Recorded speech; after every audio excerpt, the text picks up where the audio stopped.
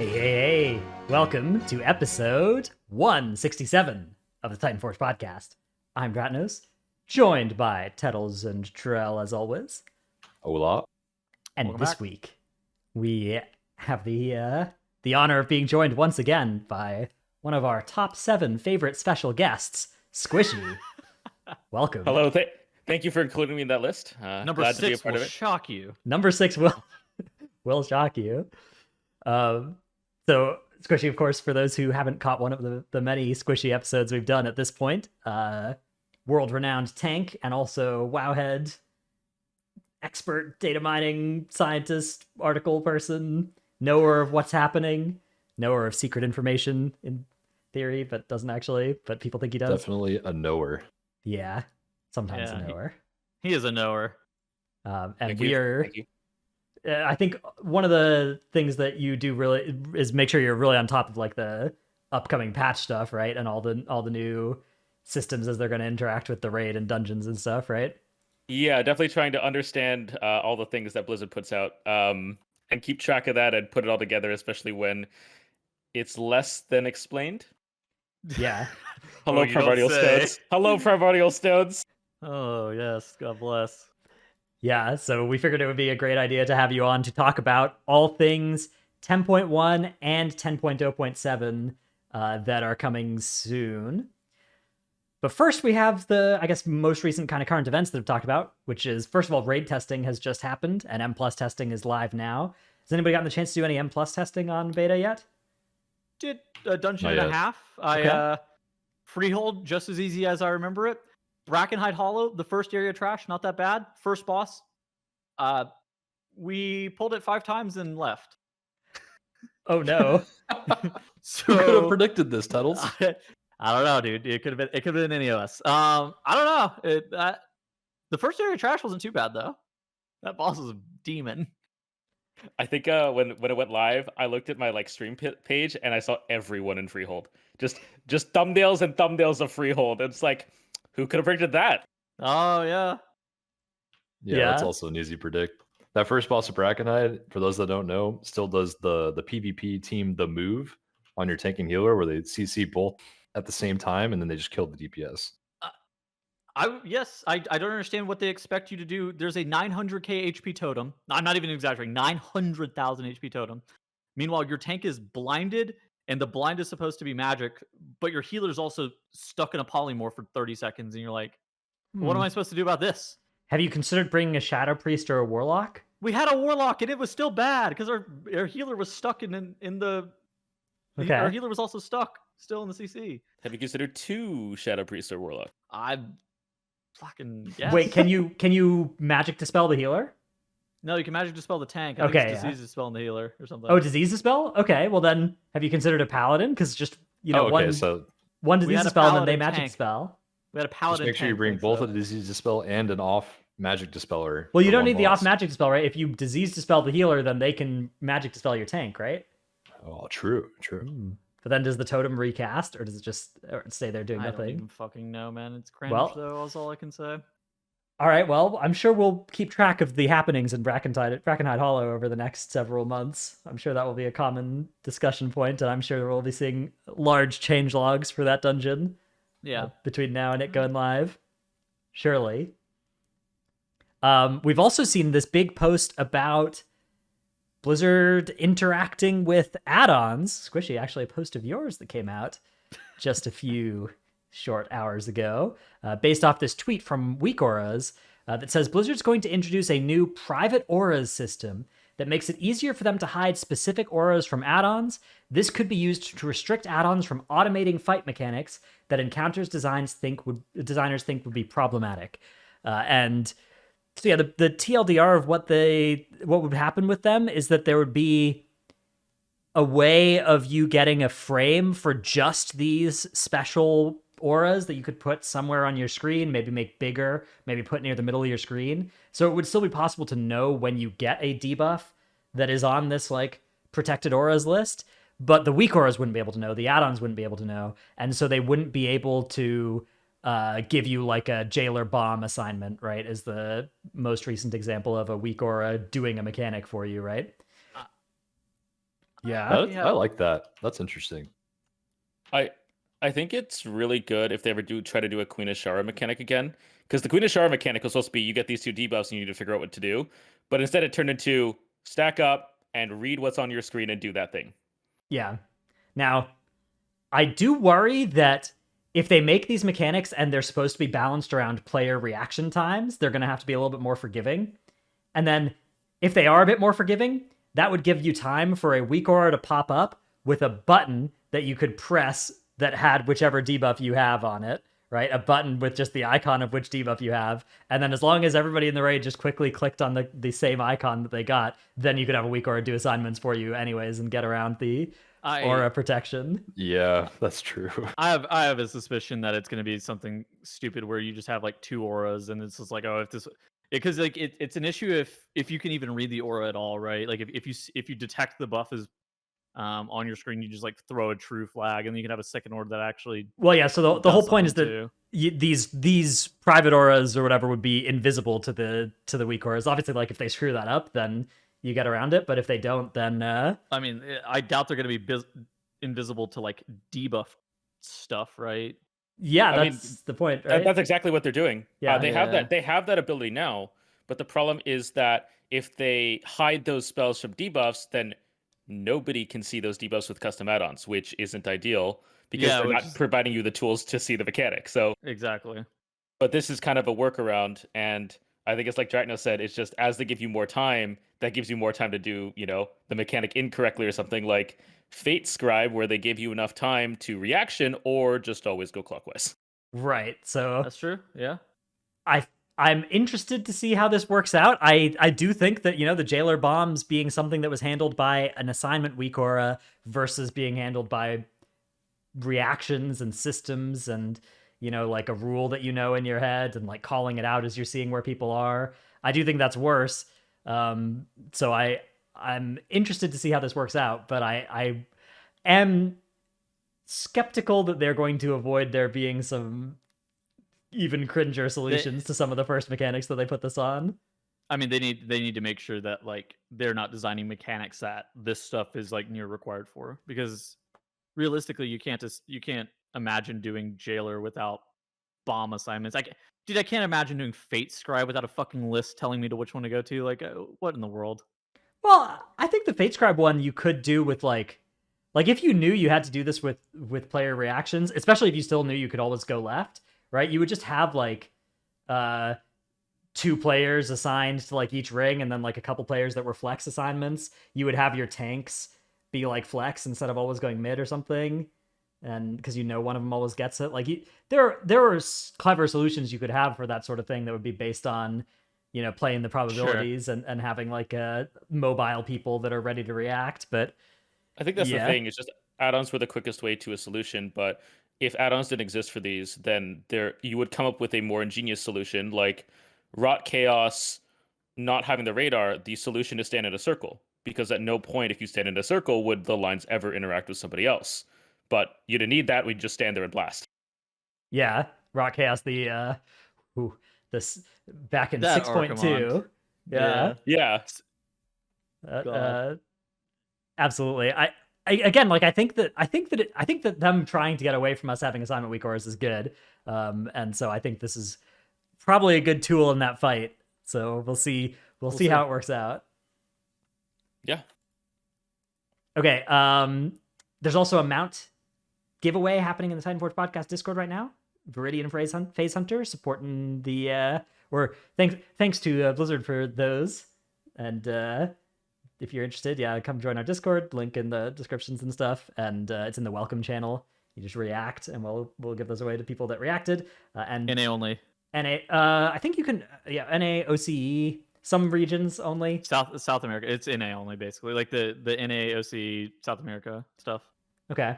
So yeah, and 10.7, 10.0.7 comes out next week. So 10.7. 10.7 does not come out probably ever. We've also had some esports happening, of course, recently as well, which was the MDI Last Stand, which Trell participated in. Oh yeah, don't remind me. Oh god. Which Trell briefly participated in. No, he participated for most of the weekend in the Last Stand as part of Let Him Cook. Yeah, it was a good time actually. We had a really good day 1, and then day 2 we had some struggles, I should say. Yeah. But it was a good experience overall, for sure.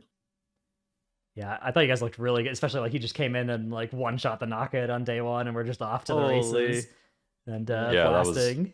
That was a big morale boost. And then day 2 was the complete opposite. We like the timer starts, and then you see the affixes for the day for the new dungeon, and it's 22 Fort Temple with Sanguine on top of that. We're like, oh my god, why?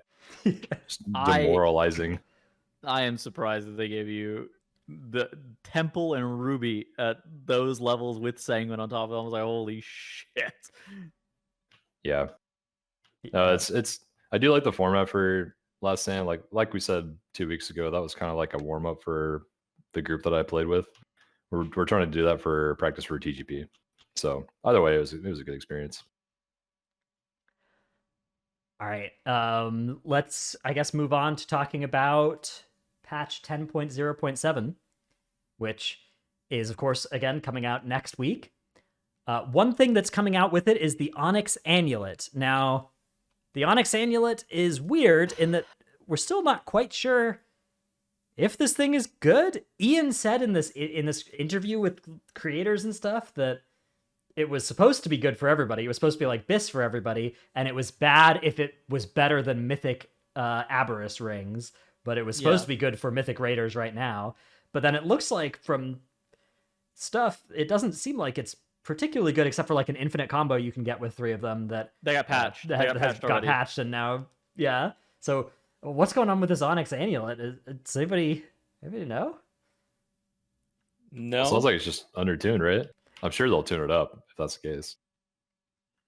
Yeah, I have no idea, but he specifically said when upgraded, and Okay. the gems can be upgraded by jewel crafters, I believe. So jewel crafters once again making the money next patch. So be excited. But yeah, apparently you can upgrade the gems, and I don't think it's still good based on what I've heard. But I'm not a theory crafter, so I delegate that to somebody else. I mean, as somebody who is a Two Wrestle Wowhead guide for Minkin, like there's still not data on this in SimC, but some of the projected results on it look like the damage is not particularly compelling yet. We'll see. It's not even implemented in SimC fully. What I will say is I think a lot of it is more flat damage effects rather than secondaries, since there are no secondaries on the amulet. So Correct. if you're not optimizing your rotation or something, you might end up doing more damage just because of a less ideal rotation or something like that. But as far as I know, that's about it for now. That's some Dratnus level hand waving right there. Well, yeah, I mean, like, it's supposed to be good for everybody, right? So, but you're right. Like the fact that it doesn't have secondaries on it, it means it's going to be really hard. Like, how do you make it good for Unholy DKs without being insane for the specs that don't like secondaries as much as Unholy, right? Given that it's a secondary replacing effect. I have no idea. I have no idea how that thing is supposed to be tuned, or how it's currently tuned, or anything about it. Monday night buffs. Yeah, I'm okay if they just buff the absolute hell out of it. It's good for 10.0.7 towards 10.1, and then they just nerf the hell out of it. You come dawn of 10.1. I think that's pretty reasonable. Like I don't hate the idea of them doing that. Yeah, I'm down for And that as well.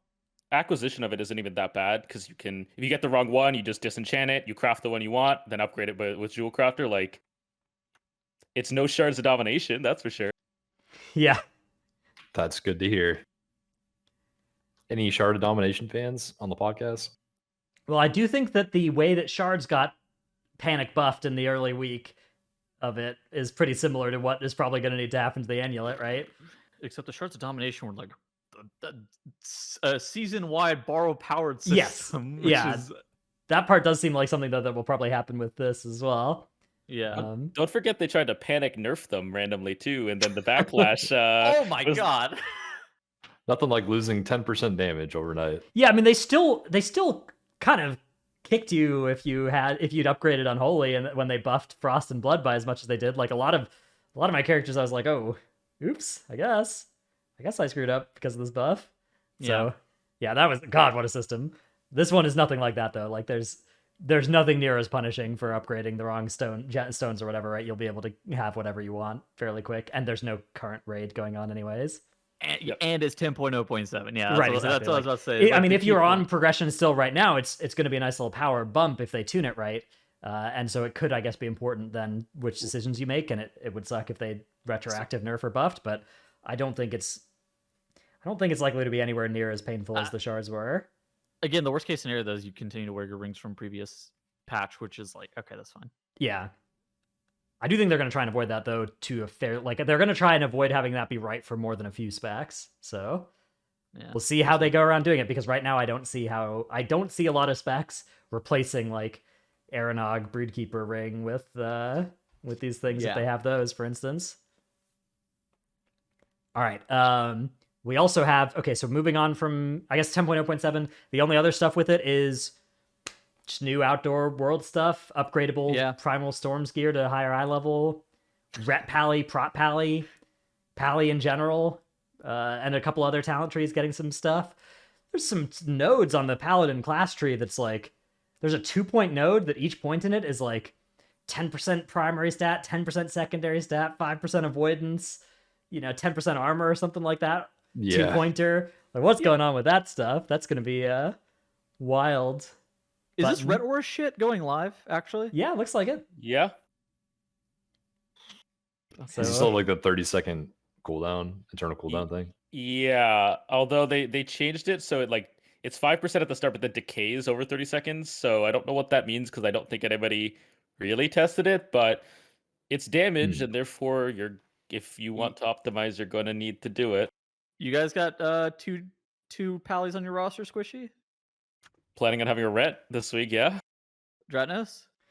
Yeah, I mean, we've got access to a few. It looks like, I mean, I can play one if we need another as well. So, and I think, so the thing about next tier as well is that a lot of the bosses have tank mechanics that deal damage to the raid based off of damage that they deal to the tank.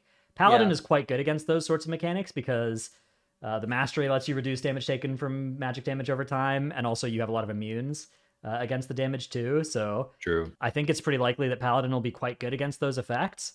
And so that plus bringing one of the auras if you need it. Yeah, I think Prop Pally's looking pretty stonks.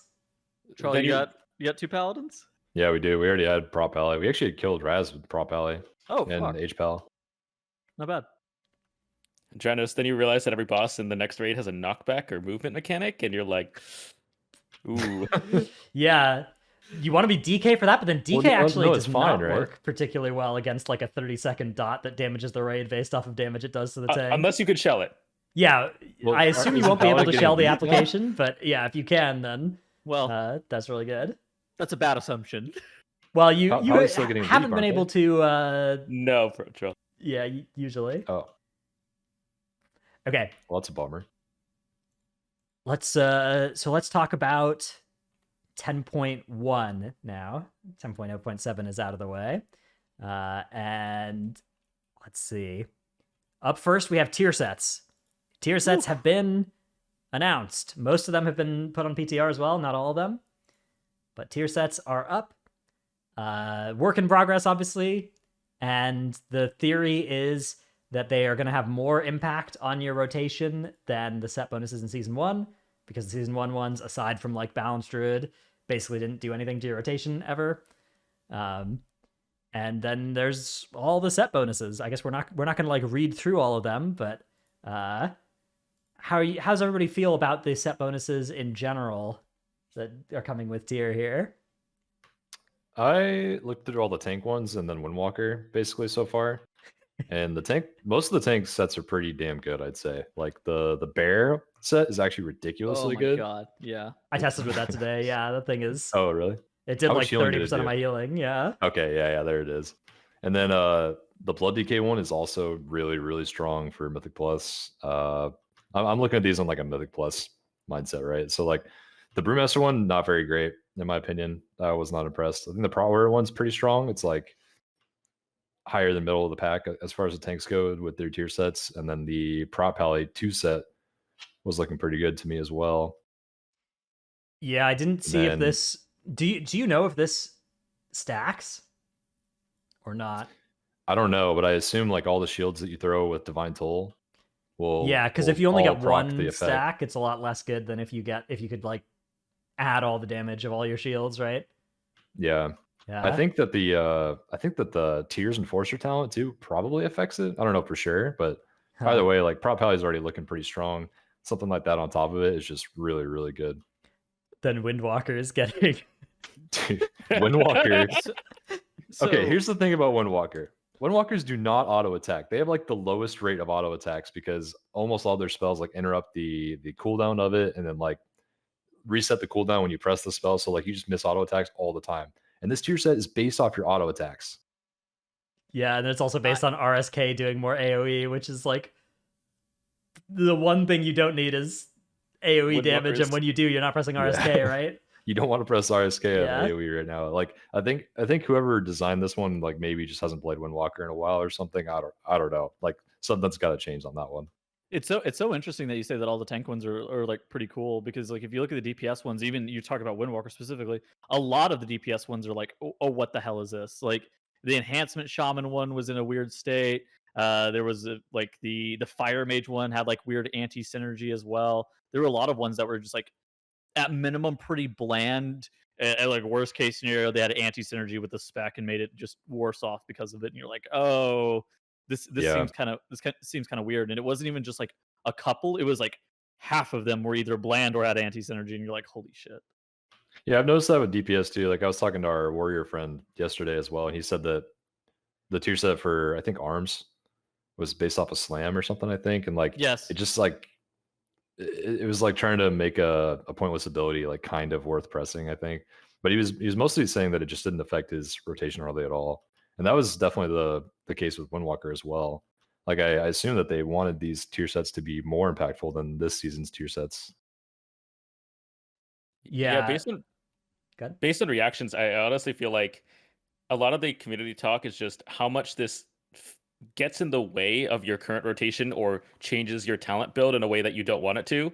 Like the enhanced one just makes it a not engaging thing, I believe, or something like that.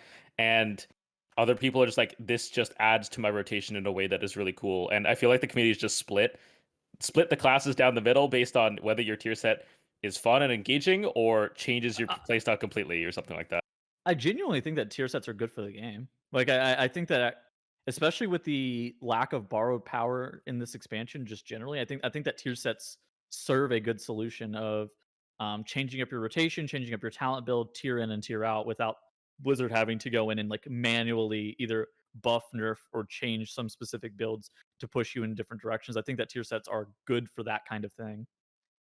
It does bring up an interesting question though, because like, okay, if you imagine a hypothetical world where talents are really good and balanced, and like there's a lot of good talent builds, and then a tier set rolls around that interacts with a certain ability, right? Like if the talents are balanced in a vacuum, then just everything it will always become correct to take every talent that interacts with whatever your tier set interacts with, right? And actually, you'll have much less within a patch build diversity than you would in a non-tier universe, right? But I agree that like, yeah. I think set bonuses are cool. It is just a weird. You do get some of these weird tensions, and there are some specs where people are like, hey, my R-Shaman build is now I'm just gonna click all the buttons that say Riptide on them, right? Because that's what the set bonus wants me to do. My counter argument is like, yeah, sure. I do think that it's fine for it to be like, I guess it makes sense for you to like want to be able to select talents that fit specific scenarios and have them all balanced in a vacuum. But I think my general thought process is like season in and season out, having those builds change, even if it is because of the tier set, I think also feels good in a different way, or it's fine to me in my mind. Yeah, I think engaging tier sets are a good thing. It's just I agree. making sure the spec is still fun to people and not a Gamba build or like something like that. True. I like tier sets personally. Yeah, I'm also a fan. Now, one thing that they said here was they wanted them to be more than the season 1 set bonuses, right? Like they said, let me find the exact wording. They said, previously in season 1, they had relatively low impact on gameplay and rotations. Now they can have more impact on your resources, cooldowns, and talents. Some bonuses are enhanced by playing certain talents, and some build on popular talents. in the middle section of trees. Throughout these designs, we intend for players to be able to feel able to play the overall build or strategy they prefer. We got a question from Scyther in Discord that says, we've been told this, right? But a lot of them feel very bland or just passive gains or are completely anti-synergistic. Do you think there's a chance we get some tier set reworks?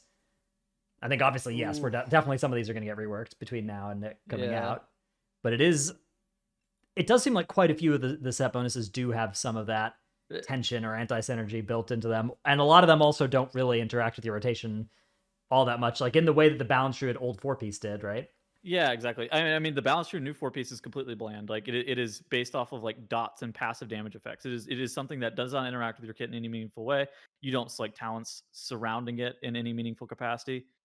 So like I would never give it like negative feedback, but at the same point, it's definitely not in line with what Blizzard was stating their intended goal with tier sets is, right? Like where it's like, oh, I don't care that it's bland. I mean, it is what it is. But it's also not like it's not going to change my rotation or anything in any meaningful way. And is that really the purpose of tier sets? I don't know. I think there is this unexplored area of like talents plus tier sets that they're trying to figure out what to do with, because previously you didn't really have these big overarching talents that you could not take a core mechanic, and now you can. So what happens if your tier set takes improves a talent that you could just ignore? Well, now you're forcing everybody to take it, and like, do you want to force people to do that? Is that okay, or should you go with something more generic? And it's this odd thing. Destro has one of those. Channel Demon Fire is like the new Destro tier, and I've played Destro as Destro's like my third character in our splits. I have never fucking talented Channel Demon Fire, and so then it's just like, oh my god, it's a tier set surrounding this ability. Oh my god. Yeah, I guess that'd be like if they made a tier set for Monk that was like your crackling Jade Lightning does something or gives you some buff. Yeah, that's kind of weird. Just like, holy shit. Yeah, what the hell? All right. I think I'm actually kind of circling back to that. I do think I'm okay if they do force you to talent some talents, so yeah, to interact with your tier. I think that's okay. I think especially if it's like a talent that has not gotten picked so far, making a tier like a Channel Demon Fire build, make it cool. That actually was good and cool and was not just like, hey, this ability was 7% worse. We're going to make a tier set bonus that is an 8% improvement if you're playing that. Therefore, this is a 1% tier set, and that sucks. But also, you're going to play it and you're going to press this button. Like those I think they got to be careful with. But I think in general, if they can find a good way to make a good Destro build that is playing Channel Demon Fire, and that's what you do for the tier, I think that's cool. I agree with that. But that's obviously like a general example. I don't know in this particular case. It looks like it maybe is a bit more of the other thing, which would be bad. Blizzard has been on top of reworks though. Like this expansion, if something is overwhelmingly bad and they notice, like they've been relatively on top of most of them.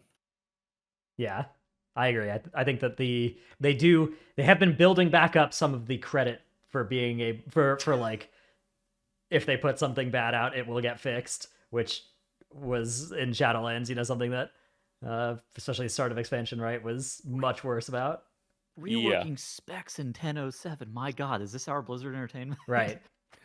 Yeah. Okay, so we got a question from Thioun, former guest of the podcast, that said, favorite set bonuses for each role so far: 1 tank, 1 healer, 1 DPS. I think just anybody. Does anybody have any ones that jumped out of them as being particularly cool? Demo for DPS, Demonology Warlock, and then Resto Druid, I think. For healer. Oh yeah, the Resto Druid one is. It doesn't seem particularly like fun, but it seems kind of broken. It seems I guess it'll be fun because good. it's broken. Yeah. Yeah, I looked at it. I'm like, damn, that's kind of. It's just a lot of HVS though, right? Just a lot of number. Yeah. And the demo lock one's also kind of cool. I think the blood DK one's kind of fun. Just vamp blood all the time. Yeah, that's what I was gonna say.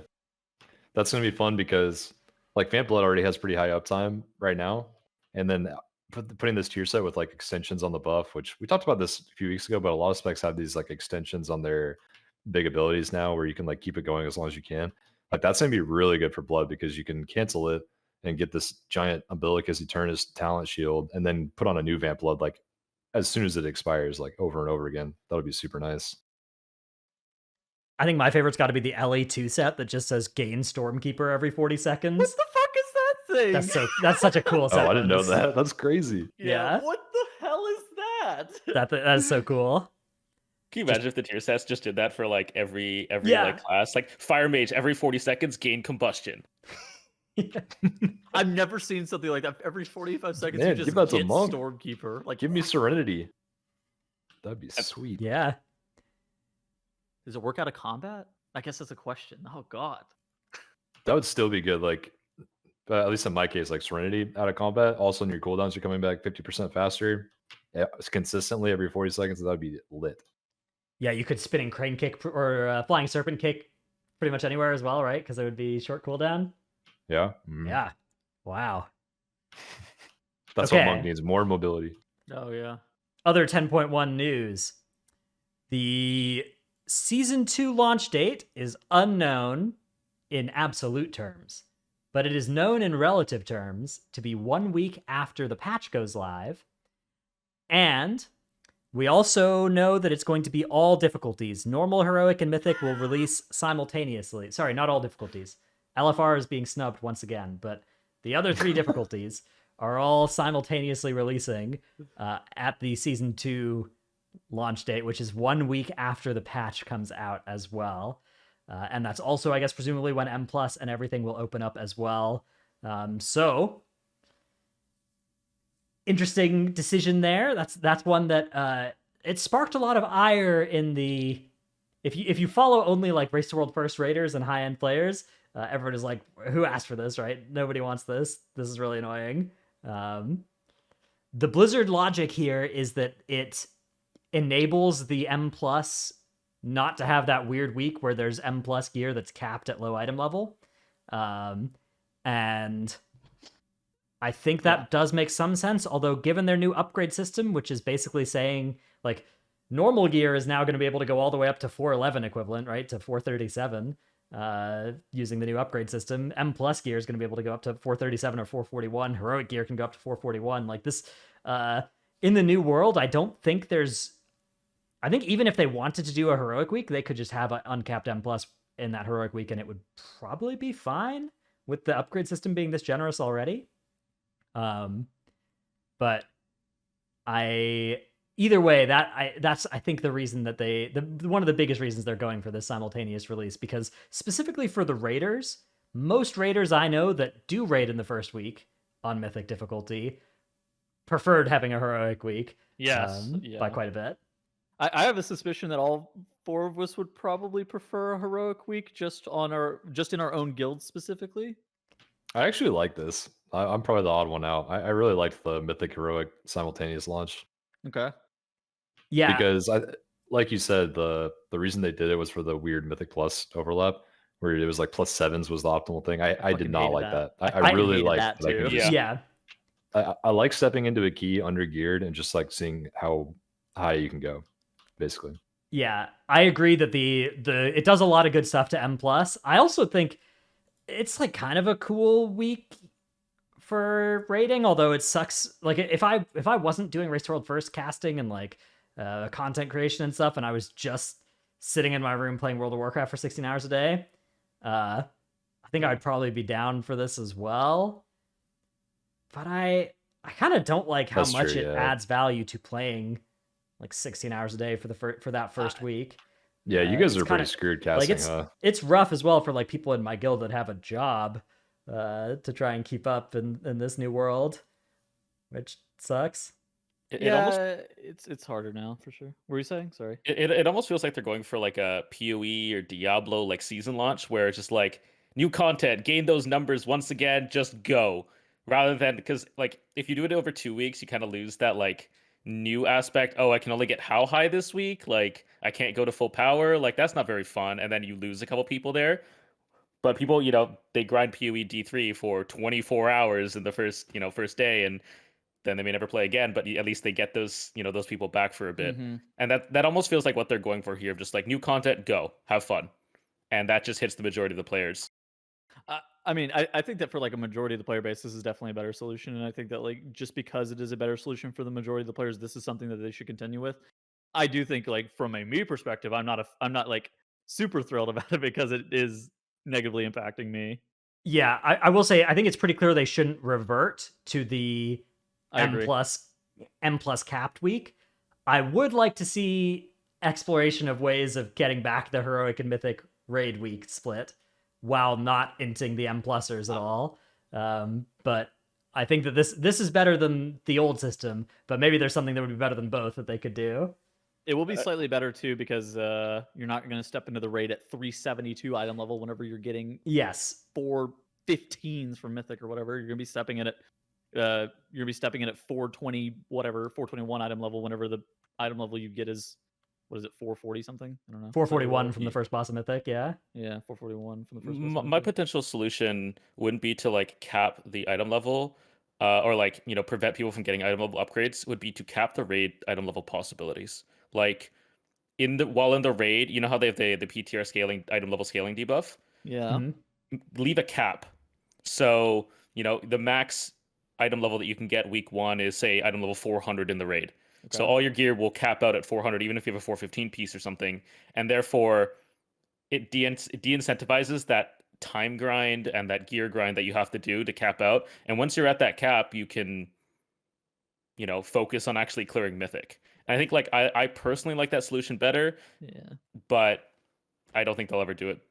Yeah, it would be like a cap that the cap would go up each week, right? Of like what your eye level would be in the raid. Yeah, like first week you'd be at 400 cap, then 405, then 410, Yeah. or just disable it completely after the first week or something like that. But Destiny does that for their raids just to de-incentivize a power grind the first weeks in their raids, and I think it works relatively well. But I have no idea if that would translate over to WoW.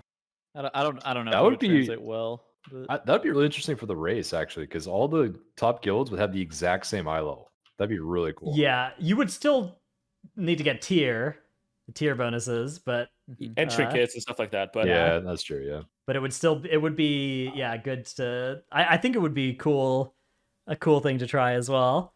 The problem with the simultaneous release is it only negatively impacts, what is it, like guilds who would have killed the heroic end boss and aren't necessarily progging heroic. Those are the people that it negatively impacts the most, probably. Yeah, I would say guilds that are trying to be like super competitive on Mythic without having players do a lot of M+ or raid a lot in the first week are probably also kind of cursed by this as well. Which that's a small and endangered species of guilds, but it's sad because I think that's a cool set of guilds. Yeah. I don't know. Okay. We also have some gear system changes. So the upgrades, they put out an FAQ about the upgrade system, and to summarize what's happening here, I guess there's a couple of important pieces of information. Where do the different crests come from, for instance? Is +11s and higher for the heroic crests, plus 6 to +10 for the normal crest, and +16s or higher for the mythic crest, and then also from the raid, you'll get a little bit over 100 of your 150 fragments weekly cap from a raid clear, so you only need to do a few keys at those levels if you're looking to cap out in the first weeks of your normal and heroic crests, which is probably going to be worth doing, at least for the heroic crests, for a couple of weeks early in the patch. But then going on from there, you can probably just get all the ones you need from heroic raid. And then the mythic ones, you can farm from 16 keys, and if you're timing your keys, you would only need to do 13 keys. 16 keys in the first week to get all of the aspect Shadow Flame crests. You use these to upgrade the gear, yeah? This is the replacement for like the primal focuses, right? Like the 16 key. Yeah. Yeah, and Valor as well. So. Okay, yeah. Yeah, you use, like, if you wanted to Valor upgrade a piece from a +20, I think you'd need 2 Worm Shadow Flame crests and 1 aspect Shadow Flame crest to bring it up to 441. Some people in chat are saying only 13 ? The acquisition on these is really high, right? Like you get a ton of them from doing activities, don't you? Yeah, if you do 13, you hit your cap. Yeah, so that's if only 13 is relative to season 1, where in the first week you needed to do like 30 to get all your concentrated primal infusions for that week, right? If you were looking to make because you were doing the crafted gear. So if you were trying to fully min-max, it is a lower grind than it was in season 1. If you're not trying to fully min-max, then, that's cool too. And especially if you're not stepping foot into 16s or higher, you're going to get most of the crests that you need from normal and heroic raid as well, and not have much that you'll need from raid. But They yeah, also it's, mentioned it's pretty small grind compared to last patch if you were min-maxing. Yeah. Yeah, they mentioned that you're probably going to get more than you could ever use. So, I mean, at some point, you really don't even need to cap. It's Yes. probably just like the first week or something that you probably care. And then after that, it's. So the aspects ones are interesting because you only need one of these for each gear that you're upgrading. You can only ever use one aspects crest on an upgrade to take something from 437 to 441. But you need 4 of them to make the new upgrade mat for your crafted gear to take it to 447 now, which is actually a buff compared to this season. So it's 3 item levels higher relative to raid that you can bring your crafted gear. So you can bring your crafted gear up to 421 equivalent instead of 418 equivalent using the enchanted aspects Shadow Flame crests. So that is going to be the main use of these things, I think, early into the patch. And you are still going to be gated by sparks. Sparks of Shadow Flame are the new sparks of next patch, not Sparks of Ingenuity anymore. But if they give you those at a similar cadence to this time, you will have, you won't even have a use for the full weekly cap of Aspects Crests past probably week 1. The Worms ones are actually going to be pretty useful, and the Drakes ones as well. The big difference between this patch and last patch is if you do a normal raid, you will be able to upgrade gear that drops from normal raid all the way up to 437, which is the equivalent to 411 right now. Like a piece that drops off of heroic Aranog or whatever, imagine if you could take that all the way up to, normal Aranog, you could upgrade all the way up to 411, right? The level that dropped off of heroic Razagath, off of normal Aranog, right? That's crazy. Pull up this tweet that I just Wait, linked. does heroic cap at the same spot as Heroic, normal? you can actually bring all the way up to 415 equivalent to 441 using one of these aspects crests. But normal, you can't use the aspects crest on. You can only bring up to 437, which it's close, but it's slightly worse. Yeah. Yeah, that's interesting. I think they just make them both go up to 415-ish, or the equivalent of it? Because they want I guess they want the gear that comes from the like higher sources to have the slightly higher cap, I guess. But yeah, okay, here's the image from this tweet of how you can upgrade tracks that everything is on. And yeah, I mean, I would say the big thing is that you are going to be able to have a set of gear that is much stronger much earlier into this patch than you did last patch using this. Like, using just the crests that you get from a normal and heroic clear, you can take 2 pieces from normal raid and like 2 pieces from heroic mid bosses and take them all the way up to 437.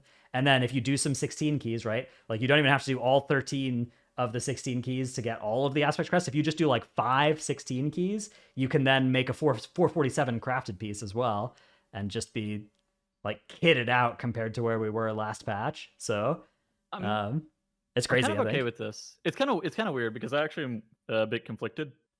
On one end, I'm happy that players aren't going to experience the why should I play? I'm already so far behind in gear.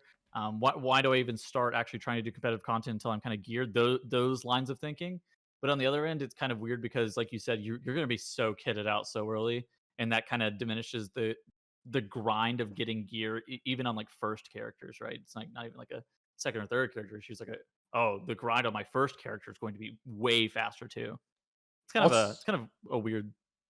The buff to crafted gear to 421 equivalent instead of 418 is going to be pretty huge as well. First of all, that's a buff to like M plusers, which is cool and I celebrate, but it does mean that crafted gear is going to be even bisser than it was this patch when it was already way better than previous patches too. So that's going to be something to look out for. And I think the other thing that I'm concerned about is that raid tiers where we get all of our power early on, I don't think there's something inherently bad with that, but it does mean that they need to be more careful about not leaving bosses in an unnerfed state for too long, because players will have already reached the boss and not be gaining much more power per week. And so if it's too hard for them and they need to nerf that boss, they can't just rely on people gaining item levels to beat it anymore, because we're not going to be gaining many item levels after like the 3rd week of this patch. Yeah, they did mention you can't go to mythic item level with this upgrade system, which I think is probably fine because you can just they want you to raid mythic, but I think this looks really confusing. But I think like in aspect, there's not much more you can min max this on. Like, you can't really optimize it very much. That I think it'll just make sense when you just log in and play it. Yeah, I agree with that.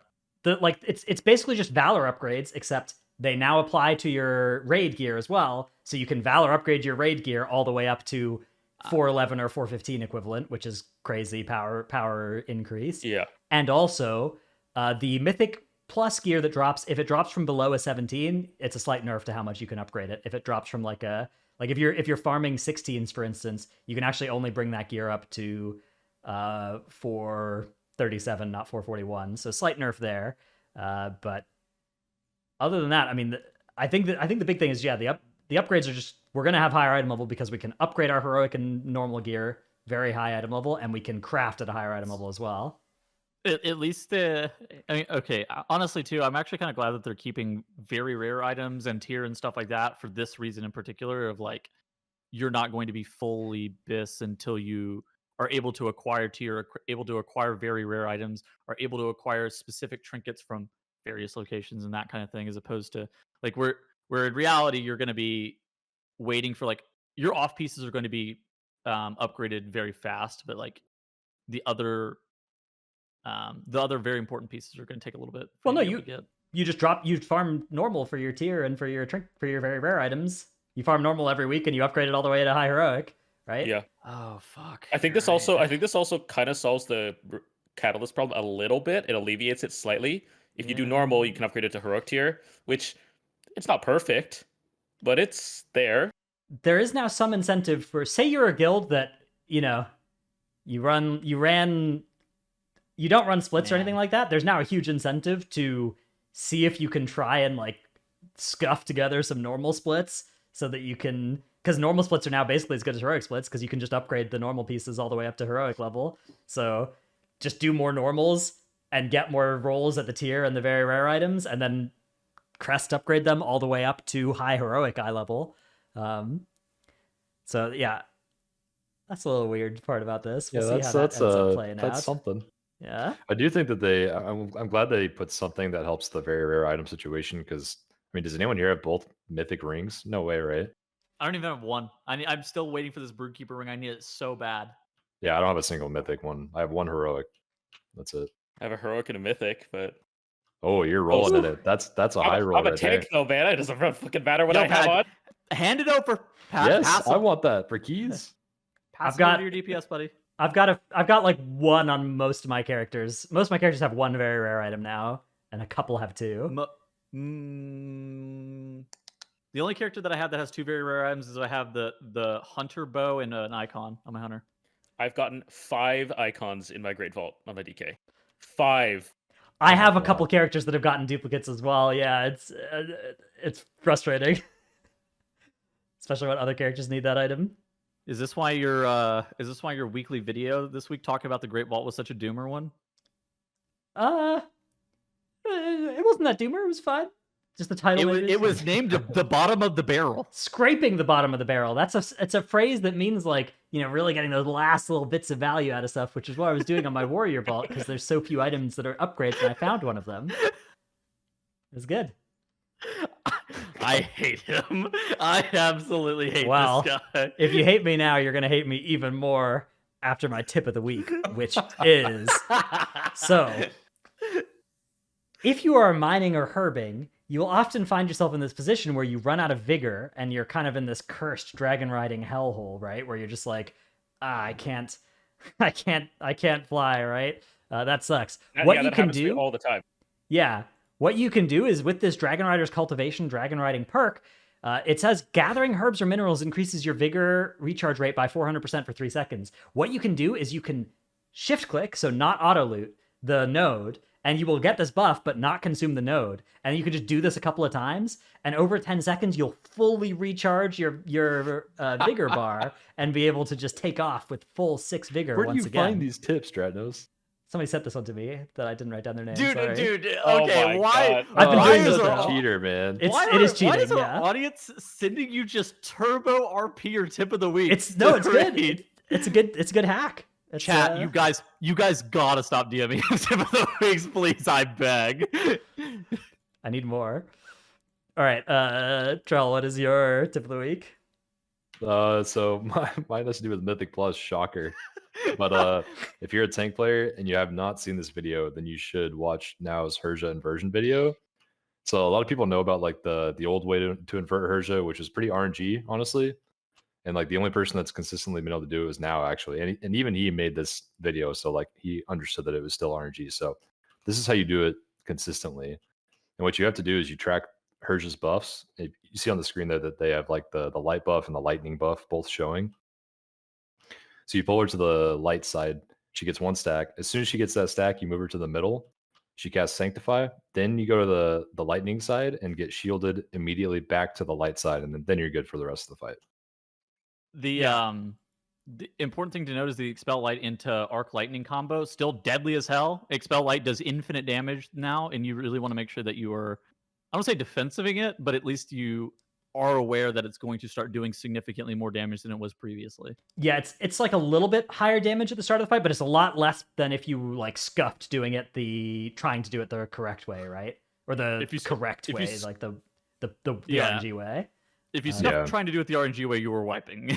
Yeah, whereas this one is like kind of unscuffable. I don't want to say unscuffable, but it's not gotten anywhere near as tight of a timing to it. So yeah, go check out that video. We'll put a link in the description below. Do this one 100% of the time. I'm pretty sure. I haven't done it enough times to really know, but and also watched this video and then just did it the first try after watching it. It is very easy. Yeah, and also people should know, like when you actually invert Herja's abilities, the Eye of the Storm hits harder at the start of the storm because of how the mechanic works instead of the end. So like the normal way you do it, people take like a lot of damage honestly at the start of the storm, but then at the end they're getting hit for like 70%, 80% of their HP, you know. And this way they get that at the very start of the storm, and then it's pretty easy toward the end. All right, Squishei, what is your tip of the week?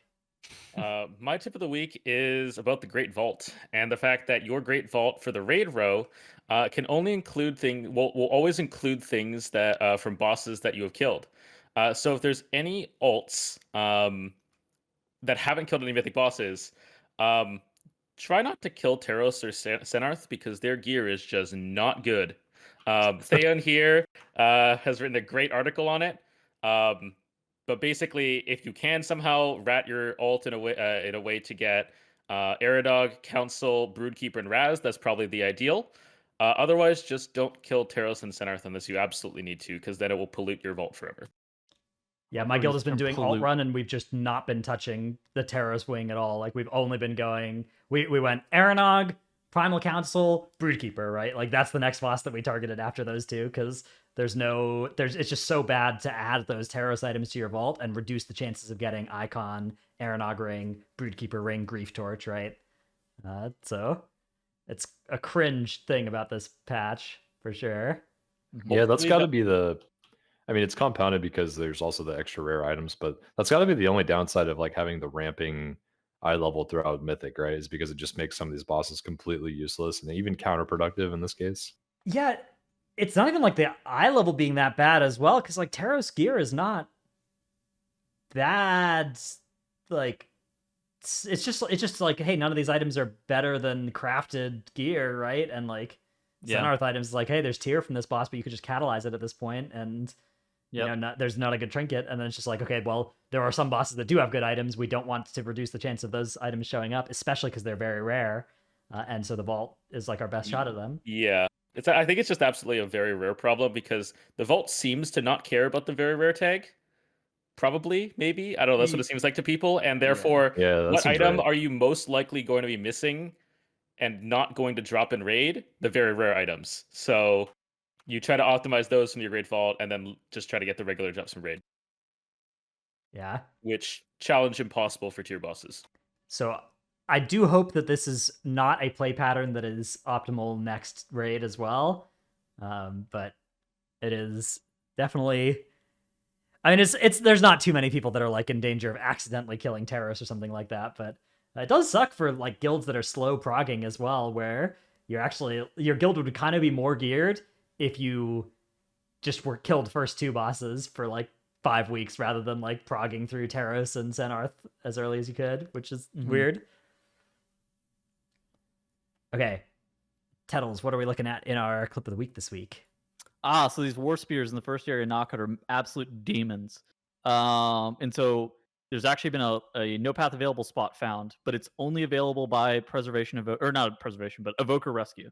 And so basically, the evoker has to rescue one of the DPS or rescues itself potentially up onto this post, and then if they are the furthest player, then the War Spirit will target them with a charge, get stuck in an infinite loop trying to target them with a charge over and over again, and it just reduces the amount of bleeds that got on your party. It's actually really good value. The only downside is if you don't have a bunch of people up here. So in this clip, they actually life grip a third player on top of this pole. You can have issues with thundering, and like force people to come out of the spot. But even if you're sitting in that spot for 30 seconds or whatever, you've already diminished the amount of bleeds that you have and stuff like that. And so this is just a good strategy to use if you have an evoker in your group. If you're playing evoker, walk in there and just practice on like where you're supposed to put the reticle for the rescue. It takes a little bit of messing around with, but it's not overly hard or anything. Yeah, you can Warlock Someone in Gateway up chat? there as well. Yeah, I was about to say that. Yeah, Can you just I bet land you up there? you could heroic leap up there. Not that that'd be useful. I tried that for a bit as well. I couldn't find the right spot for the reticle, but I'm sure it is possible as well. Yeah. Couldn't you like put your some kind of ground targeted movement ability on your dragon riding bar and just does that work? Ground targeted movement ability on your Dragon Eye bar. Like, oh, maybe. like a leap on your dragon riding bar. Like you know those flags in the open world? I put leap on my bar for some of them because they were terrible to get to, but Maybe, I don't know. yeah. Maybe. I don't know. Oh, you can like leap from a higher. Yeah, from a spot? higher Is that what you mean? spot. I mean, I think you could probably leap from the ground onto it as well with the same spot that the evokers are clicking their rescue on, right? Like any of those sorts of abilities should go up there. I can't Yeah. wild charge up there. I can't human form wild charge up there. It gives me no path. Interesting. Hmm. But yeah, Yeah, that's not okay. ground targeted, right? That's player targeted. It is player targeted, yeah, Yeah. which is completely different. Weird, but good I don't know. spot. It's good tech. It's What? it's really good tech, and like honestly, it's like the worst case scenario is like somebody has to come out of the spot to clear thundering at some point, Right. which is again not bad. Yeah. Okay, let's talk a little bit about 10.1 M+, as that is now up on PTR and stuff.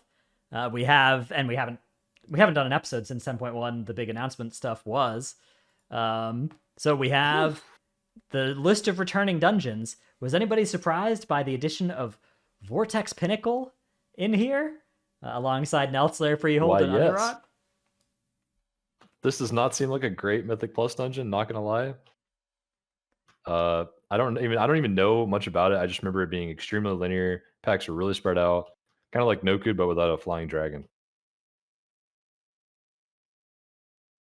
Yeah, it has some interesting mechanics in there as well if they make it to live, like the grounding triangle mechanic towards the end is one that I'm curious if they're going to keep that in for the rest of it as well. But there's already started to be tuning passes on these dungeons as well. We also know the timers. Vortex Pinnacle is going to be a 30-minute dungeon. It's going to be the shortest timer of the next patch.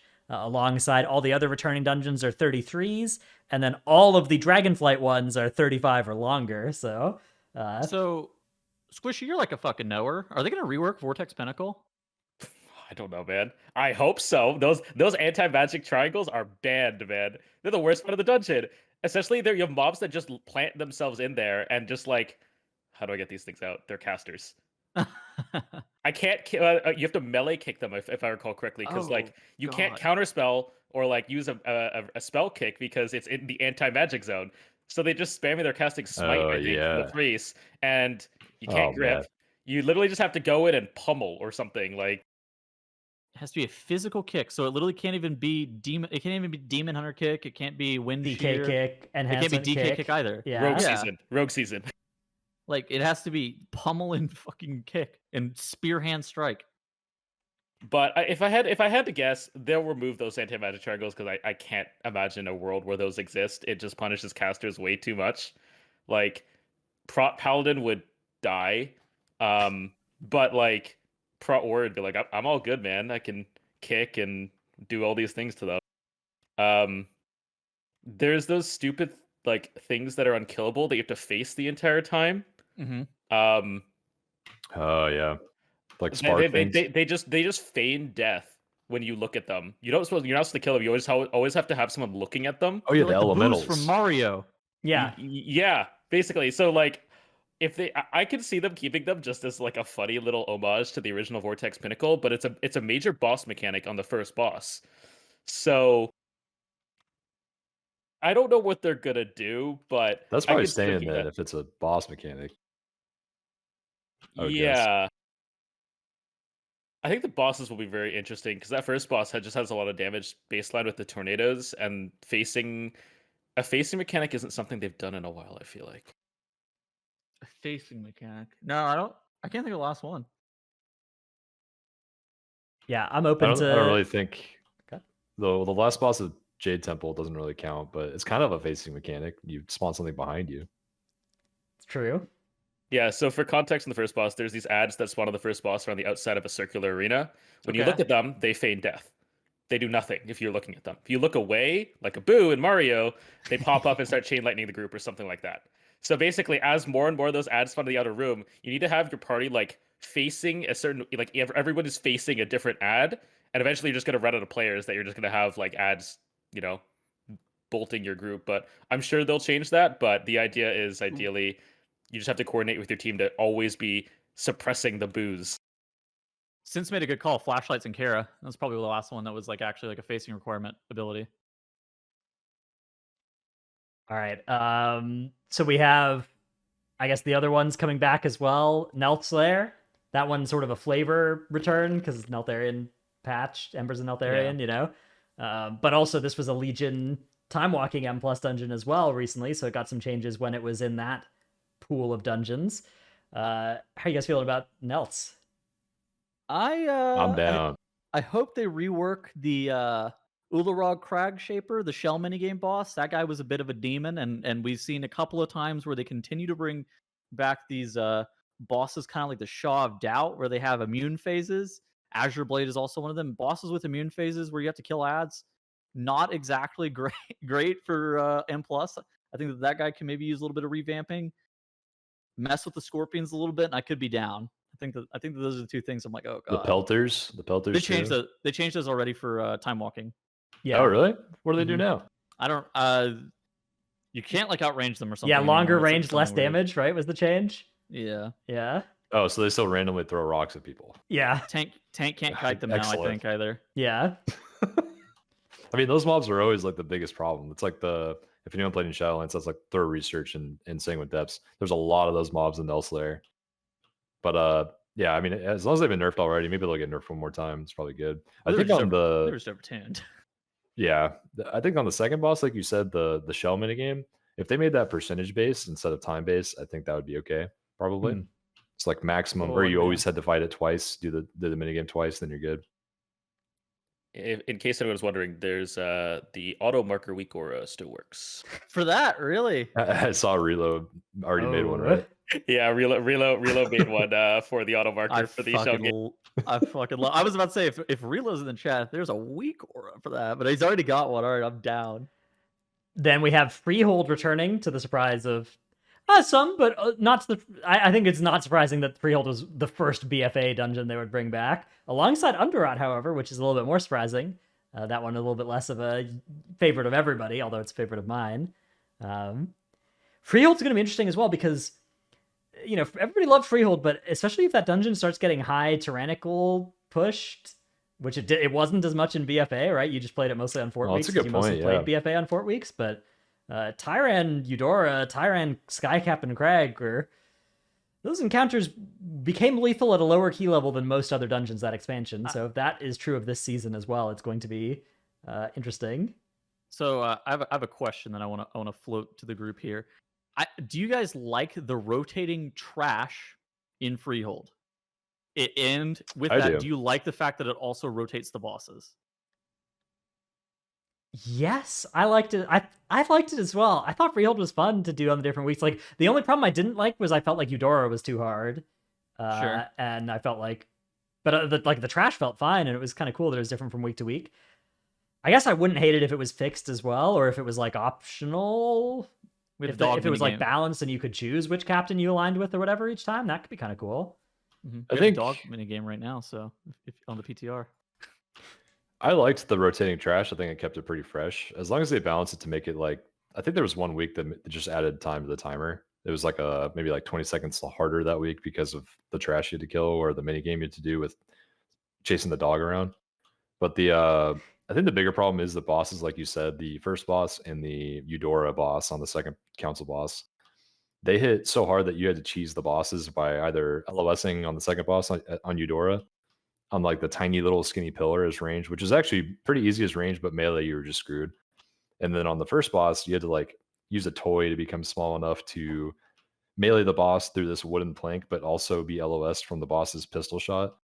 And I'm kind of conflicted whether I think they should rework them or nerf them or just leave them the same, because people did kind of solve it. But at the same time, I could see it being a problem for like the majority of the player base trying to figure out how to live those mechanics otherwise. That fence thing is absurd, and I think if anything, they should fix that one. Having to use a toy to change your character model to survive a mechanic, I think, is just a bridge too far. Well, now you Yeah. can just use the recalibrator, bro. I Also, cannot. Yeah. Good. There were a couple bugs that I really hope get fixed, because one of them is the tank could be barreled on the second boss in there, and if they got barreled, then everyone just dies because they're disoriented, kind of like the first boss of Braconide. The barrel's GUID based. So if your group, I don't remember if it was the highest or lowest, if your tank had the highest or lowest GUID, the tank would get the barrel every single time, and your group would just be screwed. And there's no way to solve that. But the same person would get the barrel every single time. And Isn't there a way to solve that? Isn't a character transfer?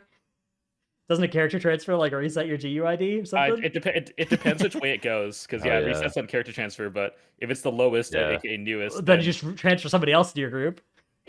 So I guess if you get targeted as a tank, make sure you pay like $20 or whatever it is to reset your GUID. Yeah.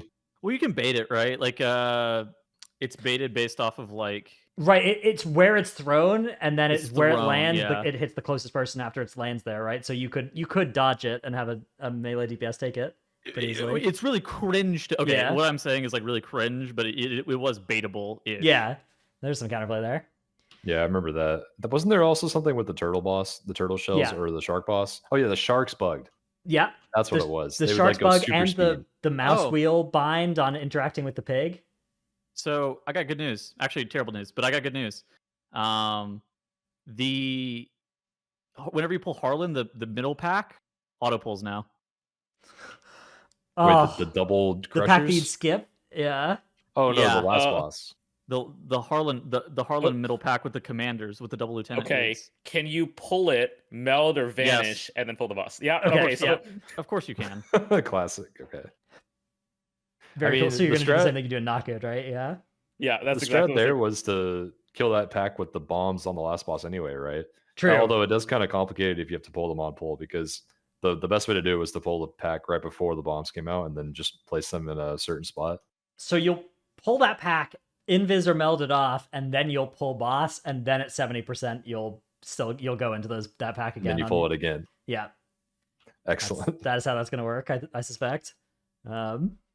I also think in most groups you'll just kill that pack before you pull the boss, and then you'll have a nice wide area to pull the boss. Well, there were a lot of groups that wiped because they tried to not pull those and then didn't have enough space to do the boss and wiped because of it. So you'll use Harlan Sweet's barrage to kill the pack for you, per usual. Yeah, at 70% in a coordinated group. Yeah, but if they're coming in on pull, that's bad, right? Because only one person gets targeted on pull, right? Yeah. Yeah. Yeah, there's also two casters that you have to. I mean, you run out of kicks pretty quick, which is why you wanted to pull them like right before the barrage. Yeah. Or did it? Was that one of the mechanics that targeted more people as the fight went on? Whenever he does his loaded dice, whatever. Yeah. He starts targeting. He goes from 1 player to 4. 4. Yeah. Okay. Everybody except for the tank. And before the boss just isn't pullable until you kill that pack in the future. Fucking hell, man. Oh yeah, having been neutral standing there. Now we're really gaming. That. Wait, so they changed that, but they didn't change Braconide yet? Well, yes. They're working. I mean, they said that they were going to change Braconide, right? Like that was in their interview. I'm sure that dungeon. Yeah. It is definitely one that I feel like is going to need quite a few, but they said it was on their radar, like in the interviews. So hopefully, it doesn't. I mean, hopefully we don't have a dungeon that's way worse than all the others or way better than all the others this season. Which either one is actually kind of bad for a season, I think. Yeah. Now, Tettles, is there an infested critter rat at the end of the bridge still? The rat's there and the painful... We actually had the painful motivation go off twice and it killed the mobs for us. It did get nerfed. They nerfed the painful motivation by 2/3, but it is still very good. Yeah, it is. I mean, as long as it scales with key level, right, it's still going to one-shot the pack. Well, now your tank has to tank them for longer. So the other big news, though, coming in Season 2 is that there is no seasonal affix, and instead there's going to be some kind of refresh to the level 7 bucket of Quaking, Grievous, Volcanic, Storming, and Explosive. But there is not going to be a seasonal carrying forward. And they didn't say anything about future seasons off of this, but at least for this season, there's no seasonal. How do you guys feel about this? I think it's good for reducing complexity. I still don't think it's good for week-to-week gameplay of fun, but I think I'm down to try it and see what it feels like after a season. It's kind of where I land too. I'm down to try new shit. We kind of had the same shit for a while. I'm down for new stuff. Yeah. I'm also like, I'm sad because a lot of my favorite times in M Plus have been due to a really fun seasonal. And obviously if there's no seasonal, there can't be a really fun seasonal. But if there's no seasonal, then there also can't be, Thundering Infested, Tormented, Beguiling, those sorts of affixes. So I'm also down to try it for a season, but I do hope that they either find a way to preserve some of the fun stuff that affixes like Awakened could bring to dungeons or Encrypted at their best, without being a seasonal maybe, or they bring back seasonals, but maybe you only do seasonals at the end of the expansion when you're revisiting Dragonflight dungeons for the, for their second or third seasons, and then you hit them with a seasonal as well. I don't know. What do you guys think they're possibly going to do to like Quaking, for example? What could they change about Quaking? Yeah, maybe it like just leaves behind a zone where you were. Maybe because like earthquakes shouldn't follow a player, right? It's like there should be an earthquake at each player's location, and then you move out of it. Yeah, I don't want them doing. Yeah, maybe you bait it in one spot. No. I do not want them doing a fucking targeted ground effect. Is like affix, man. That sounds awful. If I had to guess, I think it'll be yeeted. I think it'll be gone. I think Quaking is way too disruptive to mechanics, especially with the increased difficulty on bosses where you need to stack. Yeah. That part is toxic. And then also kicking all your casters every 20 seconds is also really toxic. And I feel like that's too much to solve unless they just completely rework it. So I think they'll just rework it / remove it and replace it with something else, would be my guess. How do you guys feel about just like putting some old seasonals in at the level 7 bucket? Like putting stuff like Reaping or even Encrypted and into level 7 bucket? Fucking Thundering. I think that would mean that most of the time we'd have bad ones like Beguiling or Infested. That would be bad, obviously, but like if you just, the fun seasonals. I think the thing about Encrypted is like you probably have to nerf that affix because it would be a power gain relative to like any other weeks. Yeah, that's kind of the problem with doing that. But that's probably the biggest issue is that some of them kind of buff you in a way and the others kind of make it harder. Yeah. On the same row. I don't know. I'm curious what they're going to do. I'm happy they're actually looking at these though. I mean, that's the biggest good thing that's come out of this. I think all of us like the seasonal affix, so hopefully they bring that back, but at least they're actually giving this attention. I think that like something that I've stated a couple times on the podcast, I'm down for them to try new stuff. And I think that that's the biggest thing is that like M Plus can't necessarily afford to be stale, and so them trying new stuff is actually a pretty big deal, at least in my mind. Take Encrypted, remove the positive buff you get from it. Is that an okay weekly affix? Take Encrypted, yeah. Because you get an extra ad that you have to deal with. It does add some complexity. It does add a problem or a challenge that you need to solve and probably cost some time. You don't get anything out of it. Is it a fine fix? Like that? Okay, I understand what you're saying. Yeah, like you don't get the haste or the I don't remember what else the other ones were because you the invis. Yeah, the woe and Vi. CDR. Remember those? Yeah. Oh, the CDR. Yeah. Okay. So like I mean like if you removed the buff aspect of it, is that a fine weekly affix? I think probably. I guess you probably would never activate Vi, right? Maybe you would. Maybe you nerf Vi a little bit. I don't think you'd ever want to freaking fight that thing. That thing is so annoying. But I think it could add like a decent amount of challenge in a way that isn't frustrating. And like, you either deal with increased tank damage or you deal with what did the other one do? It was a kick. Woe Drifter was a kick.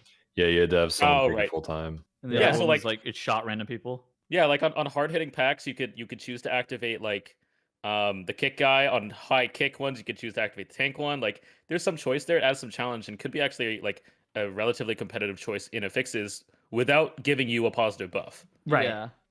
I think that could be fun as well, yeah. That wouldn't be that bad. All right.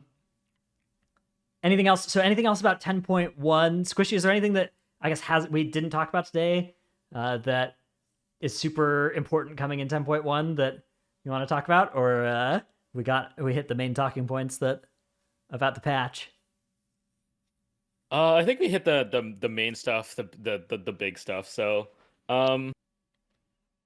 Shadow Priest getting another reworked. But Yeah. that's par for the course. Like every expansion, they get a rework in 0.1 patches. So. All right. Well, we do have some Q&A questions to get to, but first, we have to thank the supporters over on the Patreon. They are Paul, top of the morning to you. Alec here, your servant calls for aid. Never Nude, Ja, King of Skills, Travis' Dino Pillow, Chromed, Trekkie, Chewy. After last episodes with Ellesmere, I've decided to be more wholesome this week, so hold some of D's nuts.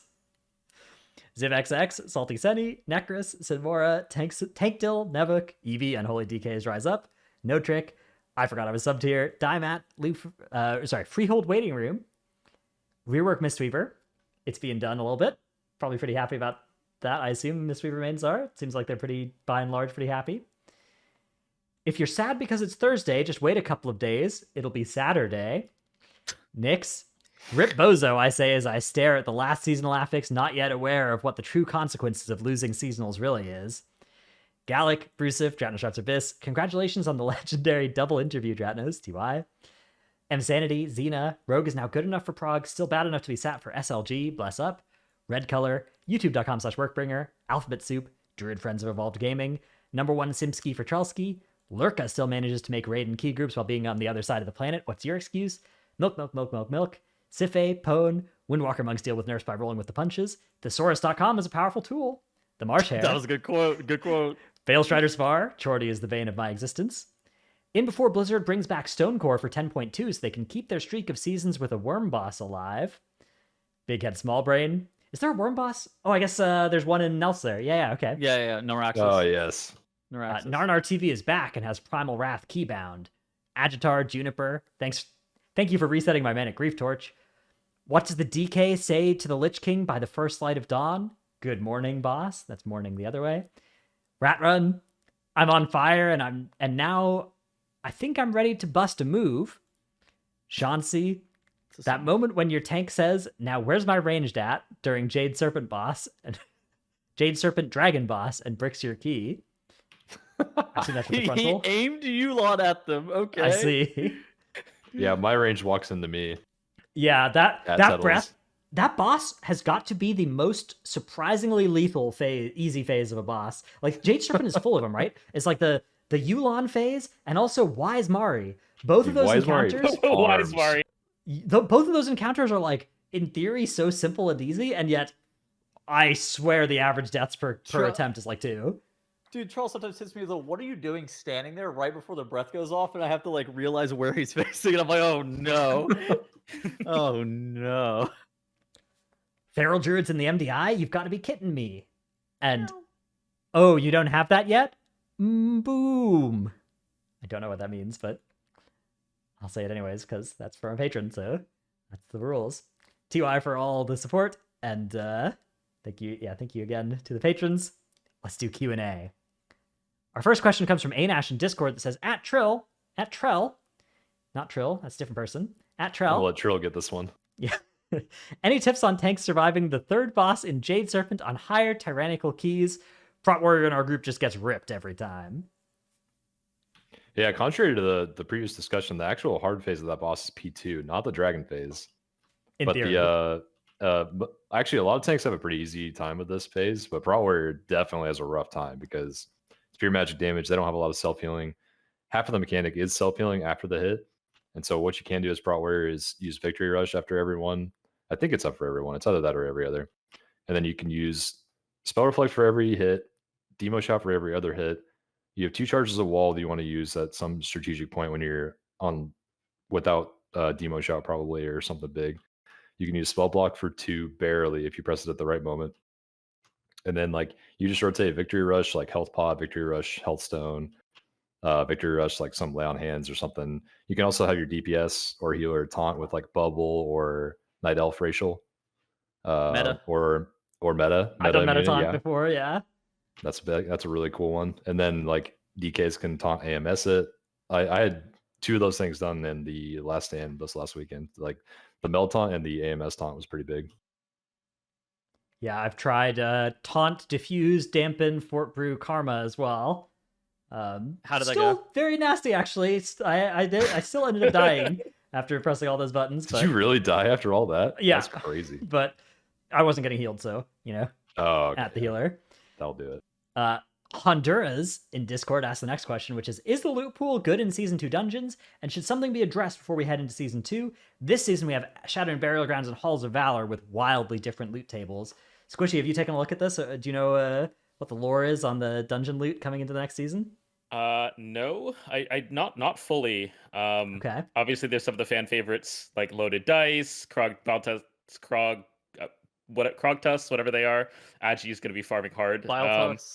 Yeah. Vile for like Underrot, but as for the overall loot table, Vortex Pinnacle, I mean, they with Shadow and Bear Grounds, they removed like a lot of the loot from there and like went down to 3 for leather. I think 3 items. They could be doing the same for Vortex Pinnacle. I mean, I hope they do a better job of using the loot, but I think it's too early. Yeah, that's actually an interesting discussion because Halls of Valor loot was really bad in my opinion. Like there were so many things on the table. If you wanted something out of there, it was impossible to get. And then Shadow Moon had like 3 items total. Yeah.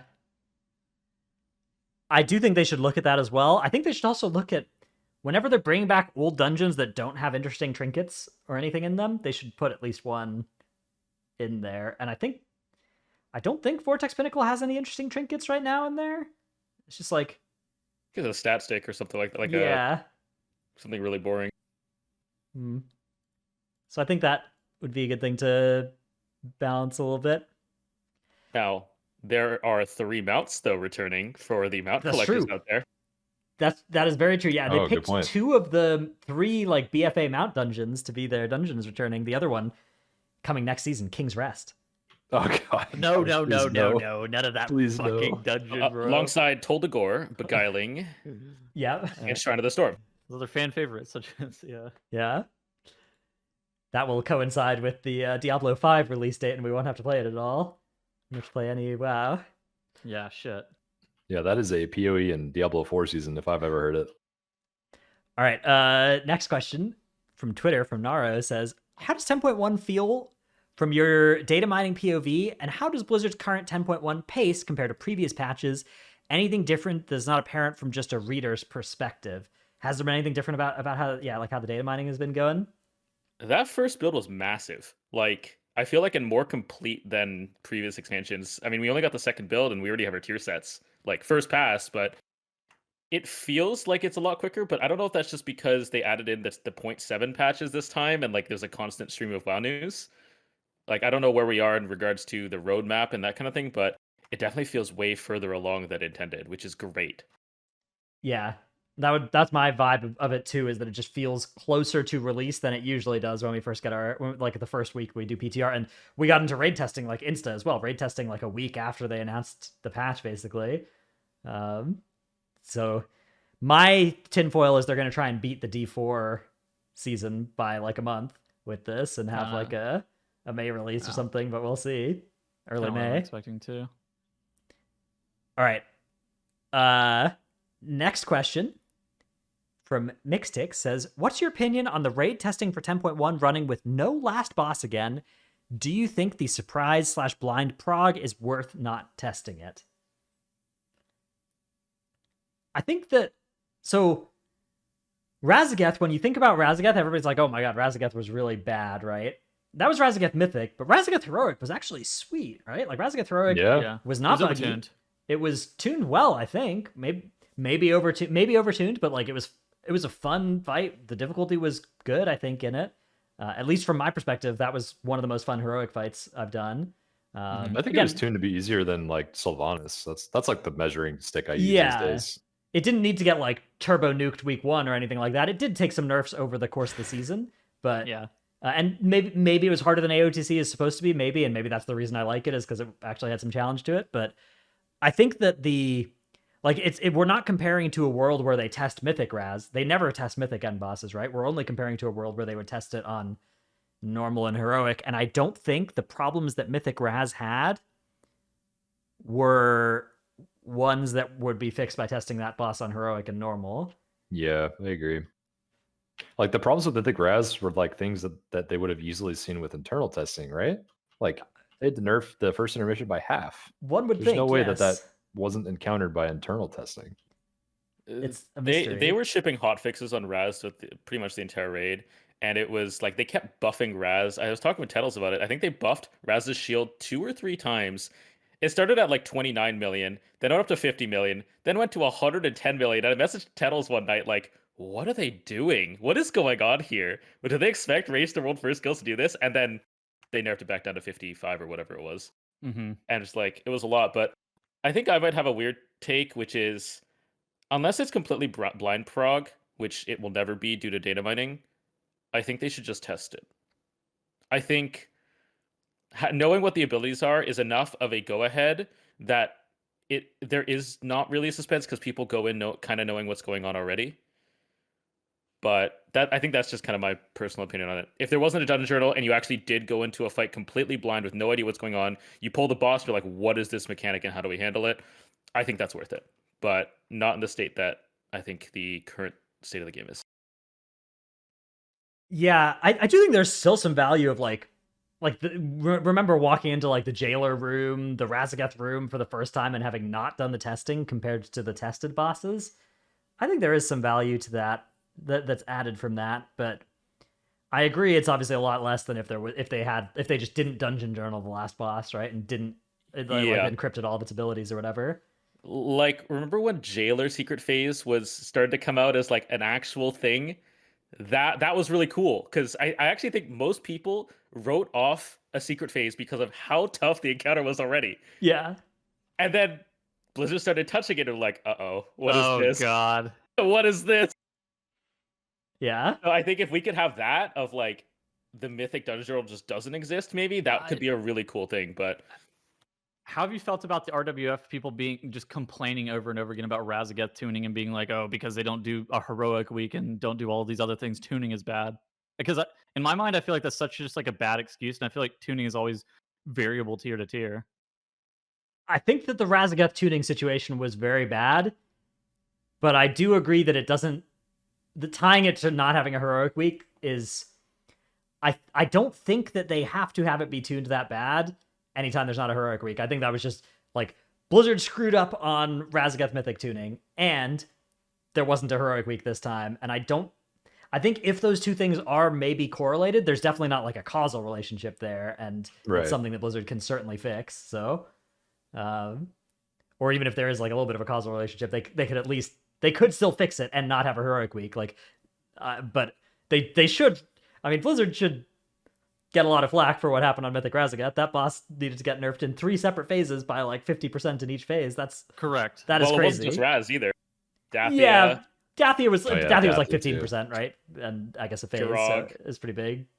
But at least those percentages I understand those, but I don't understand needing to nerf a phase in half.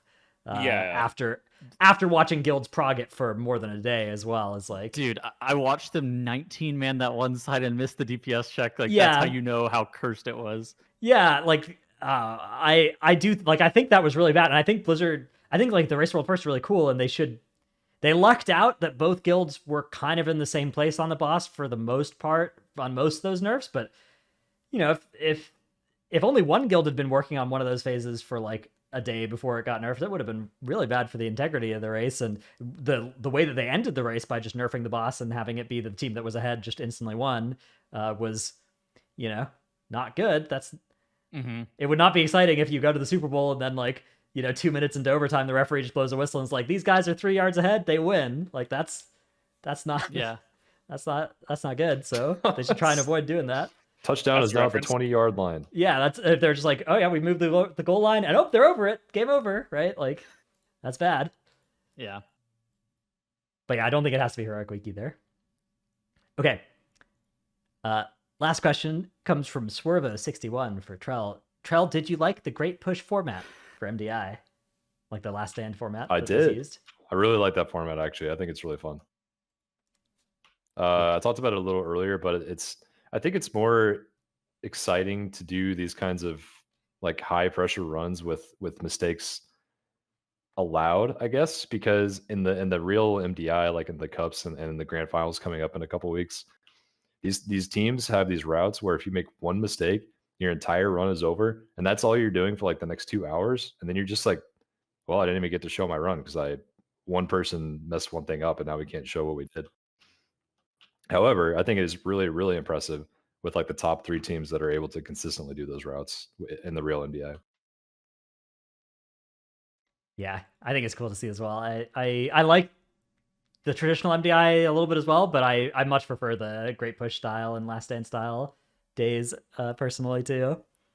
Yeah, my only issue with it this time was like the key level for Last Stand specifically was a little too high, and I think the affix combos of the maps were a little too egregious with the format, because then it was just like a live practice session. Like people Yeah. were just watching teams literally practice Temple for 3 hours.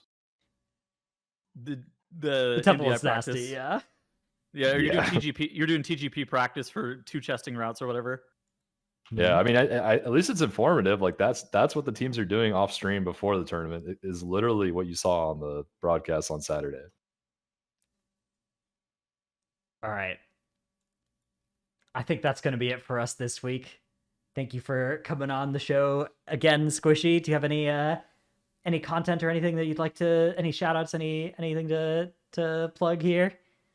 No, I mean, obviously, I work for Wowhead. I'm sure that we'll see a fixed stuff soon. Hopefully, question mark. I baited Tettles with a Photoshop earlier this week. That was hilarious. But Oh my god, shut up. What did you get him with? I made up at a fix called Bombardment that stunned players hit by the bombs or something, and he believed it fully. It was fantastic. Oh, No, let's go. I thought it was like a Harlan. Bombardment. I thought it was like a Harlan ability. I was like, what the fuck is this, man? Amazing. I want flooding, so we have like a storming, thundering, flooding, volcanic week, all the elements. But yeah, hopefully we get some affix stuff soon. That's the stuff that I'm most excited about, and I'm sure to look for that every single build going forward. All right, well, that is going to be it for us this week. We will be back next week with another one. Later, gamers. Goodbye. Goodbye. Bye.